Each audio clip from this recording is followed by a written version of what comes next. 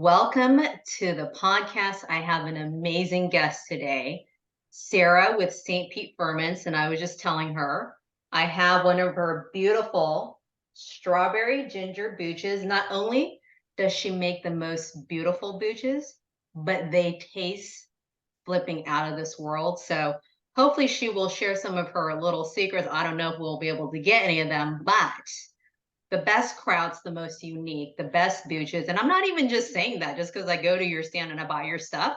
Like, Mhm. seriously, they are the best. So you put your love, your care, your creativity, all of your flair into your goods. And I appreciate you so Thank you. very much. So why don't we start off with a little introduction? I have questions for you, but how did you get into ferments? What's your little story, your journey been with A ferments? little backstory. Yeah. Um I I started fermenting around 10, it's been about a decade, but I've been cooking since I was like a child. So Nice. I kind of viewed when I started fermenting vegetables, making kombucha, all that jazz, I really just saw it as an extension of my already, current cooking skills at the time. And I didn't really understand what fermentation was either at the time. It just was something I kind of self taught. I read some books. I stayed off the internet because the internet, at the time, things about fermentation, especially on Reddit and forums like that, it was a little bit scary, a little bit intimidating. I mean, imagine Right. how it is with like WebMD. You put in one thing about like I have a headache, and it's like the worst possible scenario. So You're like, I "Did I was really need to read that?" No. kind of the same with wild fermentation. So I'm like, you know what?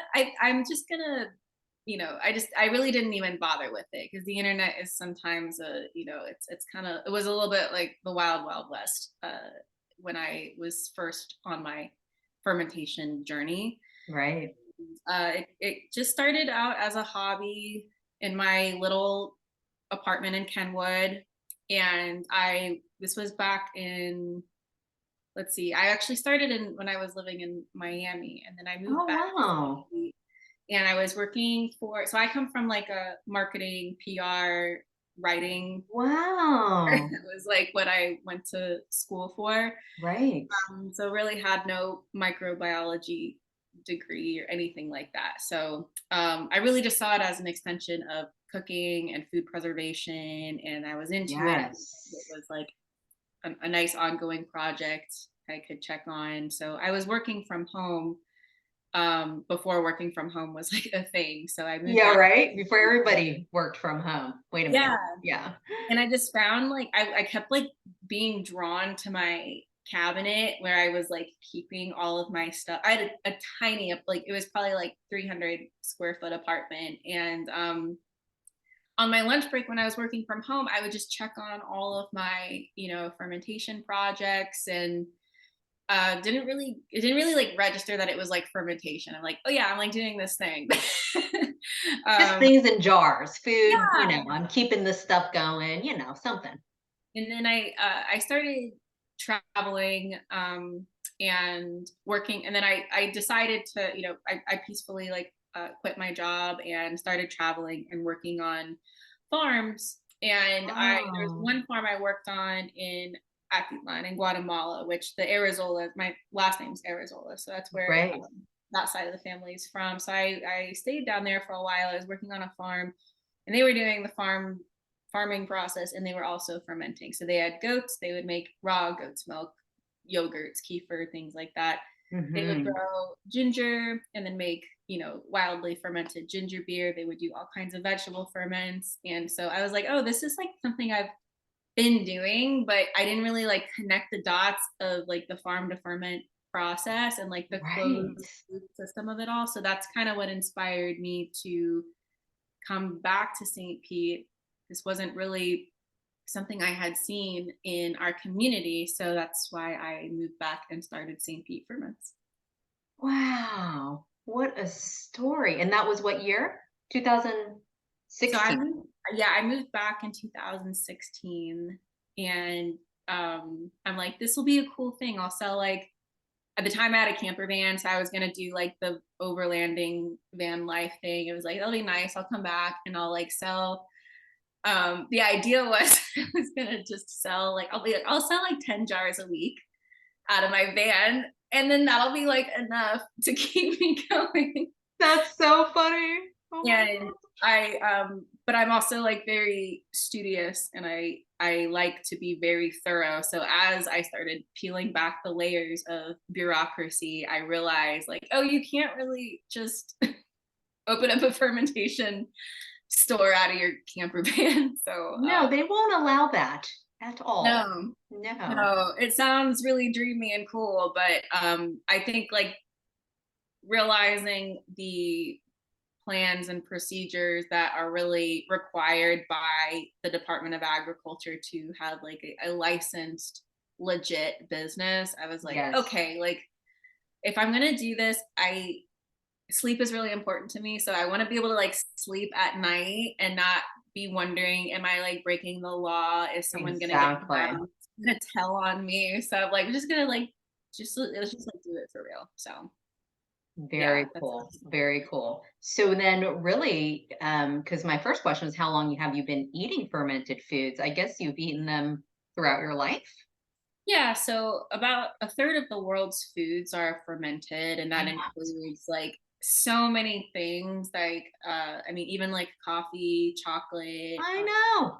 all of the things. So I think like I mean hopefully a long time, that I've been eating fermented foods, but I would say like actively in retrospect where Right. kind of the catalysts were, I would say it started with well I lived in Gainesville. I attended Hmm. University of Florida, and I had several like kitchen food service jobs working my Ah, way through college. I worked at this one salad bar. I'm sure it's not there anymore. I'm sure it's something way cooler like a Panera or something. But there was right. like this kind of weird salad bar I worked at, and the back of house kitchen was shared with like 5 or 6 different like food court like Mm. style operations in the student union. So I kind of learned like what it was like to work in like a back of house kitchen, and like saying like corner herd things like that. I know, girl. I worked in the restaurant industry for years. So Yeah. fun. So really got to I'm really grateful for that experience too, like that I put myself through that. And so this salad bar, one of the ingredients we would offer, it was like a build your own salad place, and we would have tempeh. So that was like a Oh, thing. And yeah. Gainesville is kind of oddly like a weird hub for tempeh in the state of Florida. How um, funny. yeah, so and so that was kind of my intro was to tempeh. And I remember the first day on the job, I'm like broiling tempeh, seasoning it, and I asked one of the people working with me, like, what is tempeh? They're like, oh, it's like a bean patty. I'm like, and at the time, and in retrospect, I'm like, that's so hilarious because I was just told that. I'm like, okay, cool. Ate tempeh for a long time, still do. Now I make it occasionally, but Yeah. tempeh is like a myceliated bean mat that it is inoculated with a fungus, Rhizopus oligosporus. But it's like Yeah. no one would say that. They're like, oh, No it's one would say that. It's just some soybean thing, piece of so chunky stuff with mold on it or something, right? yeah. So it's interesting too because like how ubiquitous now is tempeh. Like at a vegan restaurant, so many places serve tempeh and They offer it. really do. But then something like kimchi is like, oh, like that's weird. Or like sauerkraut, well, like that's a little bit weird. Or like if you eat tempeh, that's incredibly strange compared to just like a lactose To ferment. just salt, veggies, and water. Yeah, Hello. yeah. Hello. So that was kind of like so that would have been like back in 2009, I think. And then it was actually my mom was the one around the same time who got me interested and hooked on kombucha. And Mm. I also like again like I didn't know these things what were it even was really. It was like, yeah. okay, this tastes interesting. I was like, this tastes good. I just liked the way it tasted. I liked the tanginess of it and like the flavor. Which I always like really appreciate and like give credit to my mom because she's pretty adventurous when it comes to a lot of things. But I think it's neat because you see, I think Yeah, Canoe's kind of developed this reputation as being like this kind of, you know, young, like kind of hipster drink. And it was actually like totally. my boomer mom who introduced me to it. Right? That's kind of like fun. So I really appreciate and respect her for That's so neat. getting That's to. so awesome. So your diet currently, what percentage is fermented foods, would you say? It's probably like it's kind of hard to pin down. You Do said you what just eat it whenever you feel like it? Like you just gravitate toward whatever you gravitate towards, so you don't really keep like you're not intentionally, "Oh, okay, I'm gonna eat X amount or something like that. Yeah, so I always tell people I view at least like with fermented veggies, I view it as like a condiment, a side Condiments. veggie, or a pickle. So it's kind of like as I feel like it. Mhm. But I also we do a lot of taste testing as part of our quality control Yes. ferments. So I think I just kind of, naturally we taste a lot of things. Like nothing leaves the workshop without being tasted. Like it's Thoroughly freaking tasted. We gotta yeah, taste this stuff right now. Yeah, for like sure. taste and texture are really important to us. And like we don't send anything out the door that like isn't delicious and like that we can. I can attest to that, y'all. Yeah, Mhm. thank you. And then also just seasonally, things are a little bit different. When it comes to wild fermentation, every batch is, it's not going to be a clone of the batch that we made before, even though, it's down to the gram that we, Wow. measure our ingredients, but just the type of veggies, which farm they came from, the I time of year, know. all of those factors play in. So, we're kind of proud of that also. So, I was just gonna say, can I just give you some mad props because the fact that you do seasonal and you do so much variety, like it's very different than someone who's like, I have my 3 flavors of kraut. They're all cabbage. You do like so many different. That's really risky and bold.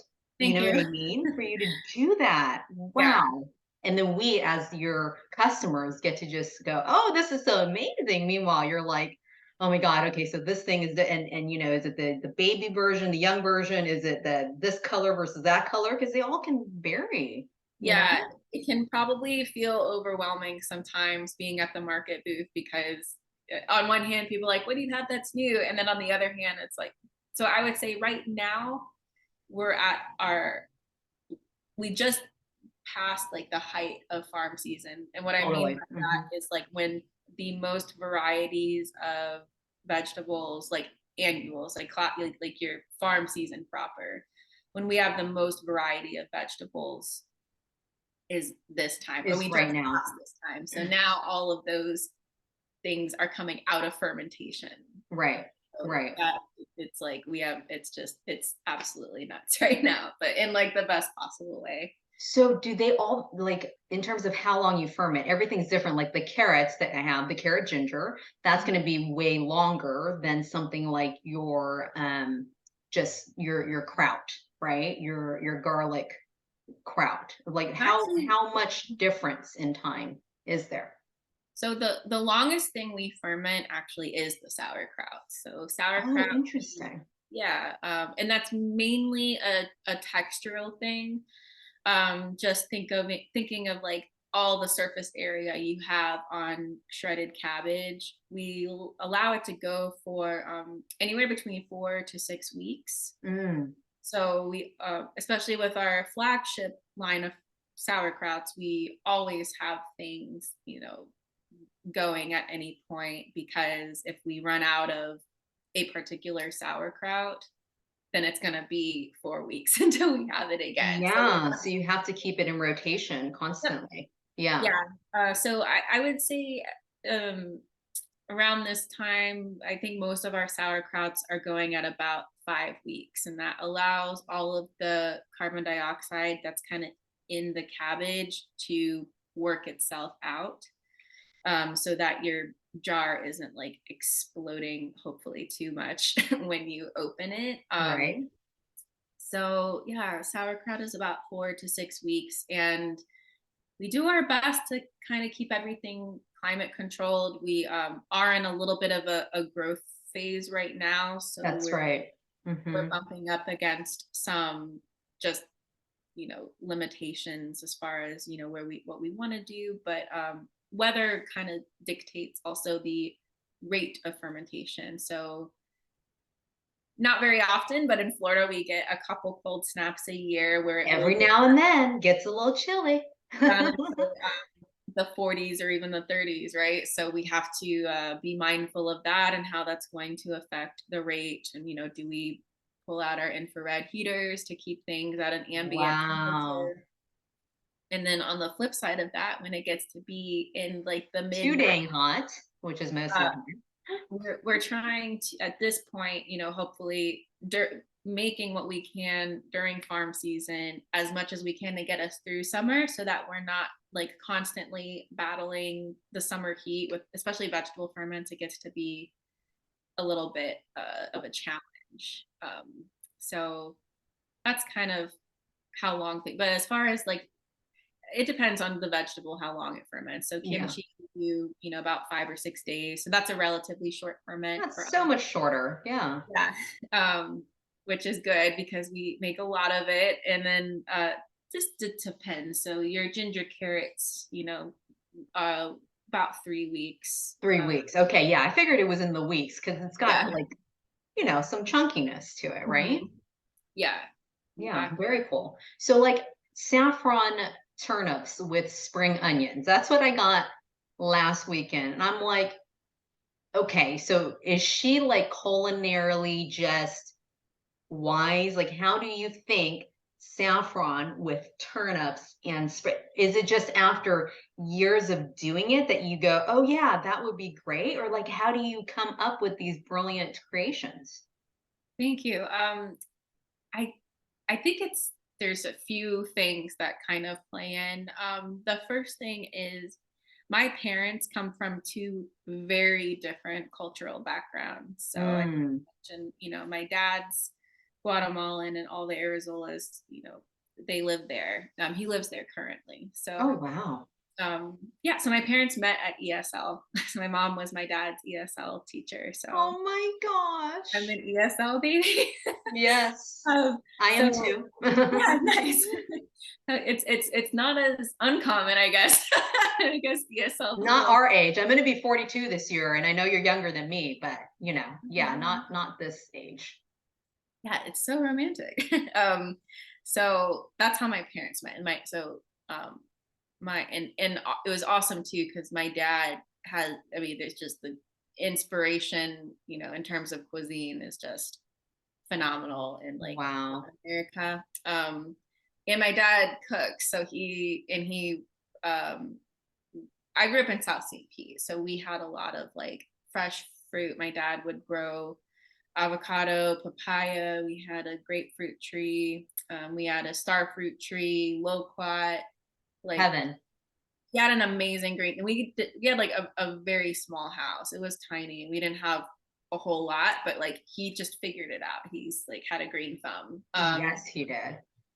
And then my Wow. mom is from South Carolina. So she grew up in the country where everyone had a garden, everyone had a farm, Right. everyone put up something during different times of the years, and they hunted their own food. So, the idea of preserving the harvest and not wasting was a really big deal. And also sharing the abundance, I would add. Really big Totally. deal on my mom's side. So I kind of, and my parents were really wonderful in letting me experiment and like cook from a very young age. So I've been cooking since I was about 6 or 7, just making little concoctions to start off. And then I got really into baking as a kid. And I think that kind of like pulled me up like a couple notches because baking is hard. Girl, yes, because I'm always like a cook from scratch, and the baking is always so like exact and scientific. And if you don't do the one thing right, you know what I Mhm. mean? So I agree. So yeah, so bless my parents for like because I would make a mess just all the time, but it made me like it. I had to like understand how certain foods cooperated and like Yes. you know, getting into like the different textures of food, you know, freezing, dehydrating, sweating things. I mean, I would never call myself a chef, but I've been just cooking for a really long time. And I think, um, you know, spices and flavors are really, really important to me too. They're So, second nature. Let's just summarize. Like for you, it's yeah. just a part of you, right? It's just no wonder. It all makes sense now. Yeah. Okay. Good. Yeah, like it absolutely makes sense. So because you're so crafty in the kitchen and you're so creative. So for somebody who's like maybe done a little bit of ferments or they're just kind of like, ferments are boring, and like what tips and tricks or ideas do you have for the home fermenter to help them on their fermenting journey? Yeah. So, as far as ideas of what to make, a lot of my creativity really comes from what is already in season. So I even if you just go to the farmers market, you know, your favorite farm, or hopefully you have a couple, just seeing what's in season, and also what's abundant. So the turnips were we always do some variety of turnip at the end of farm season because they're pretty heat tolerant. So you'll see a lot of them. I personally don't love raw turnips. Like I will eat them. You'll eat them, but they're just not like, amazing or anything. Yeah, they're Yeah. kind sometimes they're kind of just I think turnips are a little bit underrated because they do need a little bit of finesse as far as how to prepare them. We always do some kind of turnip or radish, and Hmm. there was we had a lot of spring onions this year also from one of our Right. farm partners. So that's kind of how I navigate like how to pair what, and then just kind of connecting the dots either with something we haven't done before or something that's tried and true.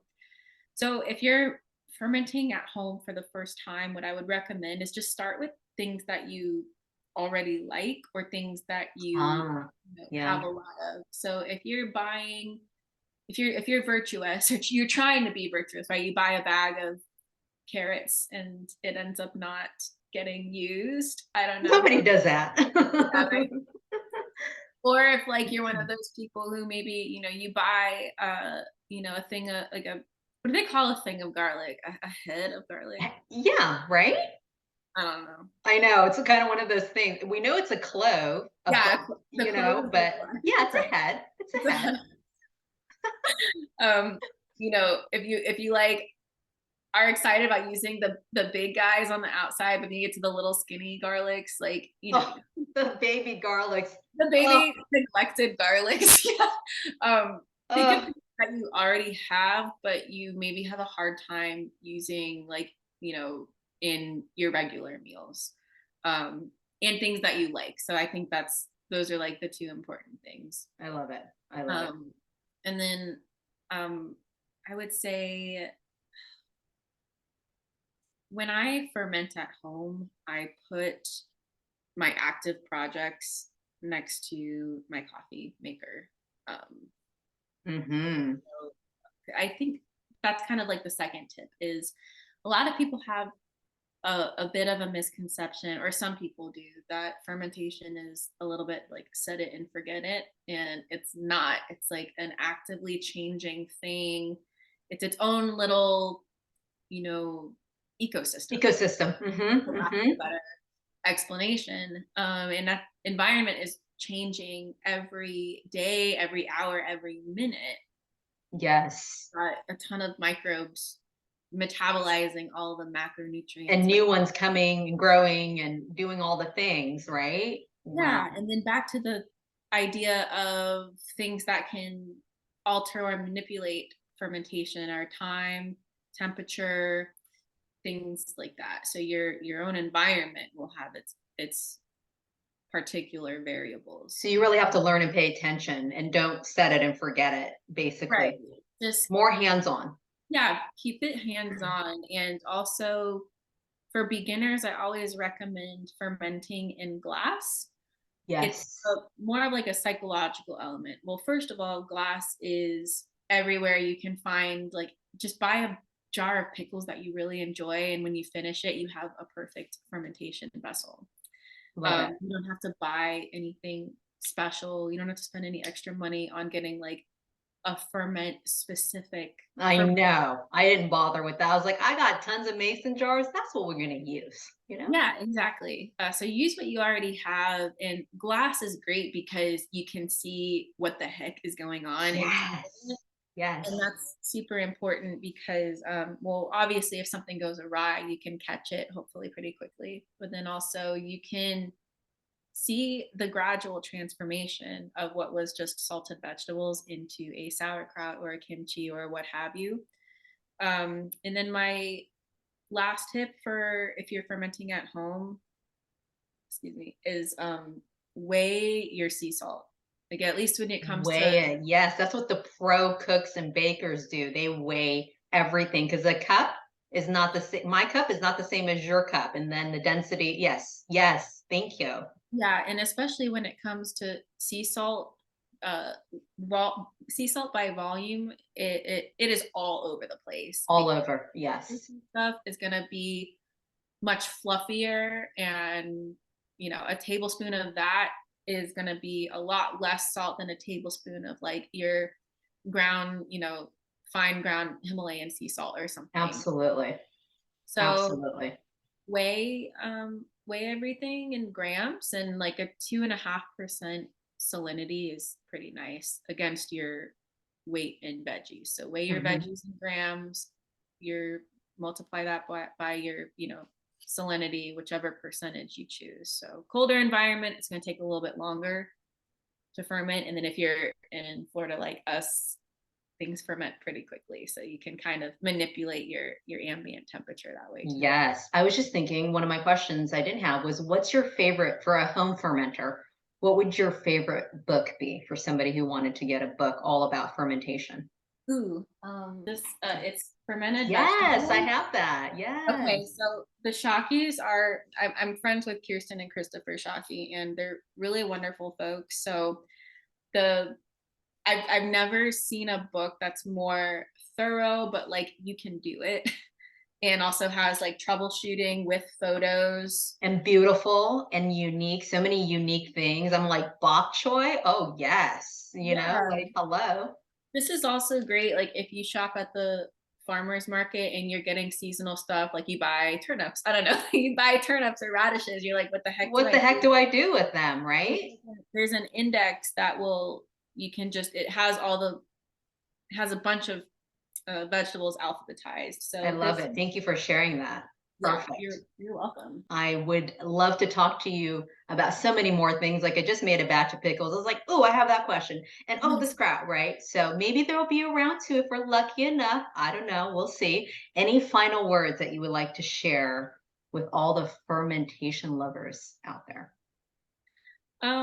I would say if you're new to the idea of incorporating fermented foods, you're probably already halfway there.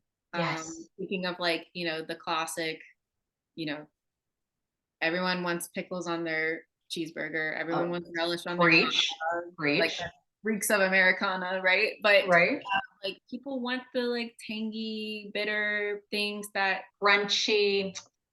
yeah, Mm-mm. so if you think that if it feels a little, you know, sketchy or you're intimidated by it or like you just don't know where to start, just think of it as an extension of what you're already eating, right? Like fermented foods are still just foods and they're Exactly. supplements. It's really not anything like that. It's just good food. So just look at anything that's kind of new like that as just that. You can, Perfect. Mhm. I love it. Okay, I'm looking forward to my next batch of kraut and booch.